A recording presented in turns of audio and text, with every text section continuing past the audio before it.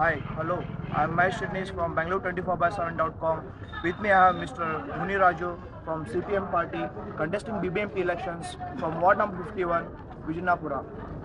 ನಮಸ್ಕಾರ ಸರ್ ನೀವು BBMP election contest ಮಾಡೋದಕ್ಕೆ ಮೇಜರ್ ಕಾರಣ ಏನು ಸರ್? ಇವತ್ತು ಬೆಂಗಳೂರಲ್ಲಿ ಸಾಕಷ್ಟು ಅಭಿವೃದ್ಧಿಗಳಂತೆ ಎಲ್ಲ ಕುಂಠಿತವಾಗಿದೆ. ಇವತ್ತು BBMP ಅಂದರೆ ಒಂದು ಕರಪ್ಷನ್ ಇರ್ತಕ್ಕಂಥ ಒಂದು ವಾತಾವರಣ ಸೃಷ್ಟಿಯಾಗಿದೆ. ಎಲ್ಲ ಎಲ್ಲೋದ್ರು ಲಂಚ ಕೊಟ್ಟರೆ ಮಾತ್ರ ಕೆಲಸ ಮಾಡುವಂಥದ್ದು. ಯಾವುದೇ ರೋಡ್ ಅಭಿವೃದ್ಧಿ ಇಲ್ಲ, ಕುಡಿಯೋ ನೀರು ಸಮಸ್ಯೆ ಹಂಗೆ ಇದೆ. ಆದರೆ CPM ಪಾರ್ಟಿ ಯಾವತ್ತೂ ಸಾಕಷ್ಟು ಈ ಅಭಿವೃದ್ಧಿ ವಿಚಾರವಾಗಿ ಹೋರಾಟಗಳು ಮಾಡ್ತಾನೆ ಬರ್ತಾ ಇದ್ದೀವಿ. ಒಂದು ಎಲ್ಲರಿಗೂ ಕುಡಿಯೋ ನೀರು ಇರಬೇಕು ಅಂತೇಳಿ, ಕಾವೇರಿ ಕುಡಿಯೋ ನೀರು ಇರ್ಬೇಕಂತೇಳಿ, ಸ್ಯಾನಿಟ್ರಿ ಇರ್ಬೇಕಂತೇಳಿ, ಅದೇ ರೀತಿ ಒಳ್ಳೆ ರಸ್ತೆಗಳಿರ್ಬೇಕಂತೇಳಿ, ಮೂಲಭೂತ ಸೌಕರ್ಯಗಳು ಏನೆಲ್ಲ ಇರ್ಬೇಕು ಅದೆಲ್ಲ ಇರ್ಬೇಕಂತೇಳಿ. ಸೊ ಆದರೆ ಇವತ್ತು ಏನೂ ಆಗ್ತಾ ಇಲ್ಲ. ಅದರಿಂದ ಇವತ್ತು ಬರೀ CPM ಪಾರ್ಟಿ ಬರೀ ಹೋರಾಟ ಮಾಡೋದಲ್ಲ, ಜನರಲ್ಲಿ ಅರಿವು ಮೂಡಿಸಿ ಇವತ್ತು ಎಲೆಕ್ಷನ್ನಲ್ಲಿ ಗೆದ್ದು ಬಂದಿದ್ದೆ ಆದರೆ ಇನ್ನಷ್ಟು ಸ್ವಲ್ಪ ಹೆಚ್ಚು ಕೆಲಸ ಮಾಡಲಿಕ್ಕೆ ಅನುಕೂಲ ಆಗುತ್ತೆ, ನಮ್ಮ ಹೋರಾಟಕ್ಕೆ ಇನ್ನಷ್ಟು ಬಲ ಸಿಗುತ್ತೆ ಅನ್ನೋ ಒಂದು ಉದ್ದೇಶ ಇಟ್ಕೊಂಡು ಇವತ್ತು ನಾವು CPM ಪಾರ್ಟಿಯಿಂದ ಎಲೆಕ್ಷನ್ ಕಂಟೆಸ್ಟ್ ಮಾಡ್ತಾ ಇರೋದು.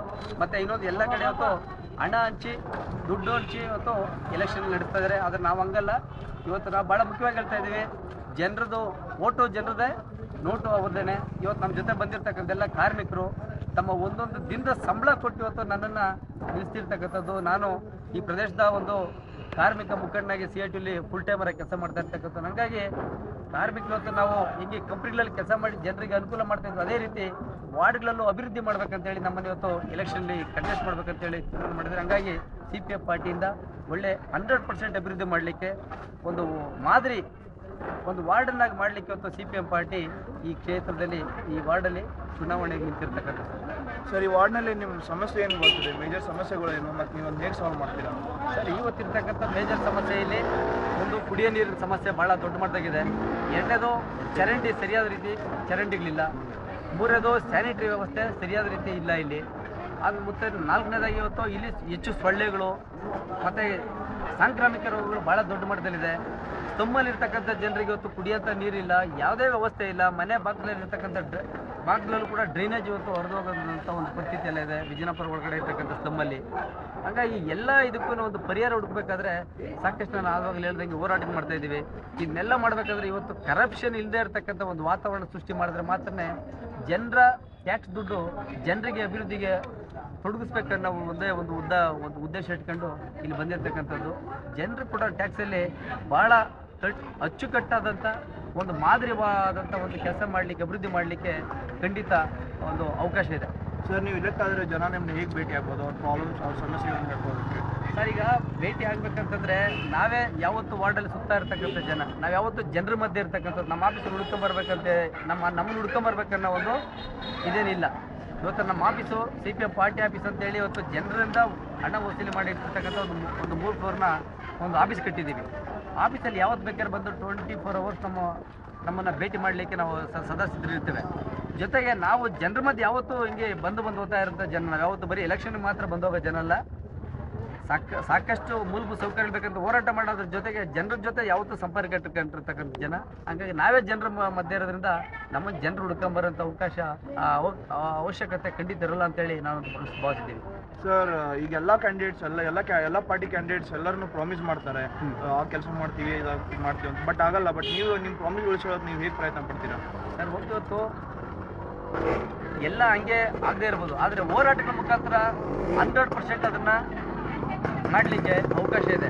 ಸರ್ಕಾರದ ಮೇಲೆ ಒತ್ತಡ ತಂದು ಬೇಕಾದಂಥ ಅಭಿವೃದ್ಧಿಗೆ ಬೇಕಾದಂಥ ಎಲ್ಲ ಹಣದ ವ್ಯವಸ್ಥೆನೂ ಆದರೆ ಖಂಡಿತ ಅಭಿವೃದ್ಧಿ ಮಾಡಲಿಕ್ಕೆ ಚಾನ್ಸಸ್ ಇದೆ. ಆದರೆ ಜನರನ್ನ ತಿಳುವಳಿಕೆ ಮಾಡೋದ್ರ ಜೊತೆಗೆ ಹೋರಾಟಗಳ ಮುಖಾಂತರ ಅದನ್ನು ಈ ಎಲ್ಲ ನಮ್ಮ ಮೂಲಭೂತ ಸೌಕರ್ಯಗಳನ್ನ ಮಾಡಲಿಕ್ಕೆ 100% ಶ್ರಮ ಹಾಕಿದ್ರೆ ಖಂಡಿತ ಆಗುತ್ತೆ ಅನ್ನೋ ವಿಶ್ವಾಸ ನಮಗಿದೆ. ಸರ್, ಈಗಿನ ಯುವ ಜನಾಂಗ ವೋಟ್ ಮಾಡೋಕೆ ಹೊರಗಡೆ ಬರ್ತಾ ಇಲ್ಲ. ಯಾಕಂದರೆ ಯಾವ ಕ್ಯಾಂಡಿಡೇಟ್ ಬಂದರೂ ಅಷ್ಟೇ ನಮ್ಗೆ ಏನು ಸೊಸೈಟಿ ಇಂಪ್ರೂವ್ ಮಾಡಲ್ಲ ಅಂತ, ಎಸ್ಪೆಷಲಿ ಎಜುಕೇಟೆಡ್ ಯೂತ್ಸ್.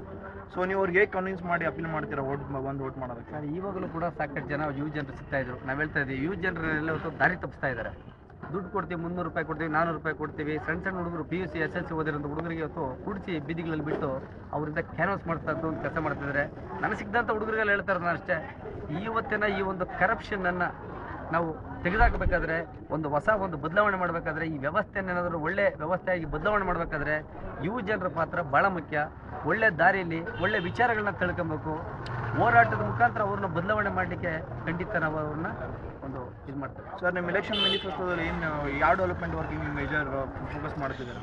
ಸರ್ ಈಗ ಮೂಲಭೂತ ಸೌಕರ್ಯಗಳು ಏನೆಲ್ಲ ಇದೆ ಅದೆಲ್ಲ ಆಗ್ಬೇಕಂತ ಹೇಳ್ತಾ ಇರ್ತಕ್ಕಂಥದ್ದೇ.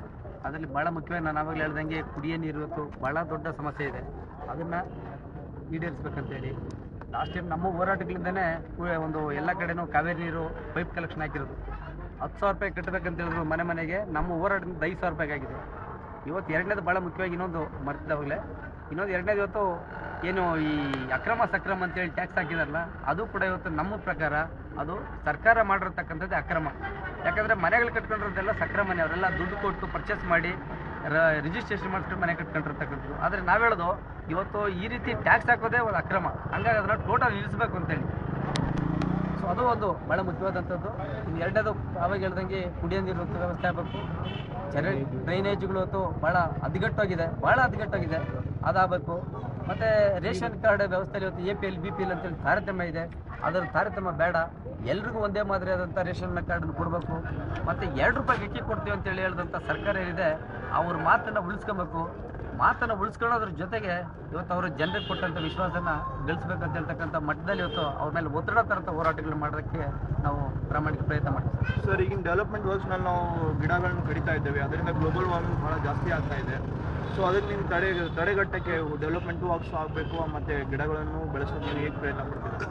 ಸರ್ ಇವತ್ತು ಮರ ಗಿಡನ ಕಡಿದ್ರೆ ಮಾತ್ರ ಡೆವಲಪ್ಮೆಂಟ್ ಅಂತಲ್ಲ, ಮರ ಗಿಡಗಳನ್ನೆಲ್ಲ ಉಳಿಸಿನೂ ಕೂಡ ಡೆವಲಪ್ಮೆಂಟ್ ಮಾಡಲಿಕ್ಕೆ ಸಾಕಷ್ಟು ದಾರಿಗಳಿದೆ, ಅವಕಾಶಗಳಿದೆ. ಆದರೆ ಆ ನಿಟ್ಟಿನಲ್ಲಿ ಇವತ್ತು ಅಧಿಕಾರಿಗಳು ಸಹ ಒಂದು ಕಣ್ಣೋಟ ಹರಿಸ್ಬೇಕು. ಬಟ್ ಅಧಿಕಾರಿಗಳ ಮೇಲೆ ಸರಿಯಾದ ರೀತಿ ಅವರು ಮಾರ್ಗದರ್ಶನ ಮಾಡೋಂಥ ಒಂದು ಇವತ್ತು ಜನ ಇಲ್ಲದೇ ಇರೋದ್ರಿಂದ ಇವತ್ತು ಈ ಮರ ಗಿಡ ಎಲ್ಲ ಹೋಗ್ತಾ ಇರ್ತಕ್ಕಂಥದ್ದು. ಆದರೆ ಮರ ಗಿಡನ ಉಳಿಸಿ ಅಭಿವೃದ್ಧಿ ಮಾಡಲಿಕ್ಕೂ ಸಾಕಷ್ಟು ದಾರಿಗಳಿದೆ, ಅವಕಾಶ ಇದೆ, ಅದನ್ನು ಖಂಡಿತ ಮಾಡ್ತೀವಿ. ಸರ್ ನೀವು ಎಲ್ಲ ಪಾರ್ಟಿ ಕ್ಯಾಂಡಿಡೇಟ್ಸ್ ಬಿಟ್ಟು ಜನ ನಿಮ್ಗೆ ಹೇಗೆ ಅನ್ಸುತ್ತೆ ನಿಮಗೆ ವೋಟ್ ಮಾಡಬೇಕು, BJP ಕಾಂಗ್ರೆಸ್ ಬಿಟ್ಟು? ಮತ್ತು ನಿಮ್ಮಲ್ಲಿ ಆ ಥರದ್ದು ಏನು ಎಕ್ಸ್ಟ್ರಾ ಕೆಪಾಬಿಲಿಟಿ ಇದೆ ಸರ್? ಈಗ ಒಂದು ಇವತ್ತು ಜನ ಎಲ್ಲರೂ ನೋಡಿದ್ದಾರೆ, ಕಾಂಗ್ರೆಸ್ ನೋಡಿದ್ದಾರೆ, ಜನತಾದಳ ನೋಡಿದ್ದಾರೆ, ಈ ಸತಿ ಏನೋ BJP ಭಾಳ ಅಭಿವೃದ್ಧಿ ಮಾಡ್ತಾರೆ ಅಂತ ಹೇಳ್ತಕ್ಕಂಥ ಒಂದು ಏನೋ ಒಂದು ಬ್ರಹ್ಮಲೋಕದಾಗಿದ್ದು BJPಗೆ ಗೆಲ್ಸ್ಬಿಟ್ಟವ್ರೆ. ಆದರೆ ಇವತ್ತು BJP ಭಾಳ ದೊಡ್ಡ ಕರಪ್ಷನ್ ಇರ್ತಕ್ಕಂಥದ್ದು ಅಂತೇಳಿ ಇವತ್ತೆಲ್ಲ ಎಲ್ಲರ ಜನ ಮಾತಾಡ್ತಾರೆ. ಇವತ್ತು ವಾರ್ಡಿಗೆ ಹೋದರೆ ಪ್ರತಿಯೊಬ್ಬ ಜನರು ಮಾತಾಡ್ತಾರೆ. ಆದರೆ ಇವತ್ತು ಹೇಳ್ತಾರೆ ನಿಮ್ಮಂಥ ಹೋರಾಟ ಮಾಡೋರು ಖಂಡಿತ ಬರಬೇಕು, ಅಭಿವೃದ್ಧಿ ಮಾಡಲಿಕ್ಕೆ ನಿಮ್ಮಂಥವ್ರು ಭಾಳ ಬೇಕಾಗಿದೆ, ದಯವಿಟ್ಟು ನೀವು ಬನ್ನಿ ಅಂತ ಹೇಳಿ ಜನ ಒಂದು ಒಳ್ಳೆ ವ್ಯಕ್ತಪಡಿಸ್ತಾ ಇದ್ದಾರೆ.